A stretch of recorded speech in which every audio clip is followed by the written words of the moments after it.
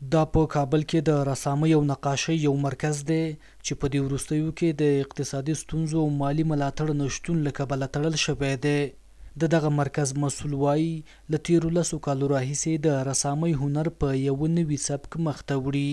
د هغه په خبره په دې مرکز کې یو وخت 50 ښځینه‌وو د تار او تکې په وسیله بېلابېلې تابلوګانې جوړولې، خو په دې وروستیو کې نقاشي او رسامي له پامه غورځېدلې چې له کبله یې هغه خپل هنري کارونو ته شا کړې ده. 20 سال میشه در افغانستان فعالیت نقاشی دارم و حدوداً 10 سال میشه که یک سبک کاری جدیدی که توسط خانم ها سوزندوزی میشه، البته با همکاری خانومیم که خانومیم در رأس از خانم ها بودن و حدوداً 50 تا خانم زیر نظر ما بودن که کار میکردن و از این را امرار معیشت میکردن و حال حاضر متاسفانه در این 3 سال اخیر اینا کلا بیکار شدن و گالری ما را هم که میبینی حدودا امیال حاضر 50 دانه تابلو در اینجا به قول معروف خاک میخوره و هیچ گونه زمینه نمایش نیست برش.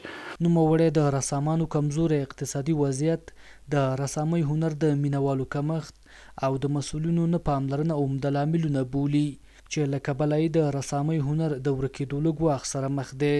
هغه له مسؤلینو مرستندویه ټولنو څخه د مرستې غوښتنه کوي څو وکولی شي د خپلې ټولنې روان وضعیت د نقاشۍ او رسامۍ له لارې په انځوریزه بڼه وړاندې کړي.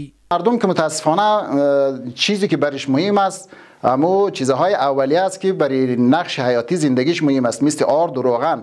چون در افغانستان که است مردمای شوقی نیست، زیاد اگر شوقی است ولی اقتصاد ندارن. این کارا که از زمینش برای کشورهای خارج است، برای کسایی است که پیسه دار است. اگر چه ما نمیگم کل مردم بی پیسه هستند، ولی اگر راست پرسان کنی اینمی ذوق هنری، سلیقه هنری در افغانستان به کلی مرده اگر راست پرسان کنی. هغه د نندارتونونو په جوړېدو ټینګار کوي او وایي د نندارتونونو له لارې به نقاشان او رسامان وکولی شي څو په خپل لاس نقاشي شوي تابلوګانې او انځورونه د پلور په موخه نندارې ته وړاندې کړي. کسی اهمیت میداد، ارزش قائل میشد به این کار هنر، به این سبک هنری که به نظر ما منحصر به فرد است، چون خود ما ای را کشف کردیم، خود ما ای را افتتاح کردیم، جور کردیم و دیگه در جای دیگه نیست. شما شاید نظیر از این در دیگه جایی نمیبینین، ولی این به مرور زمان اگر این فروش نشود، دوباره تولید نشود، قطعا این رفته آخریش خوی انقراض میشه. این همه زحماتی که ما کشیده بودم برای از این واقعا اینا کلیش حیف میشه. دا په داسې حال کې ده چې په نوره نړۍ کې رسامي ځانګړی ځای او ګڼ مینهوال لري، خو په افغانستان کې هغه څه چې لازمه ده پام ورته نه کیږي چې له کبله یې د هنر ورځ تر بلې مخ په تیتېدو دی.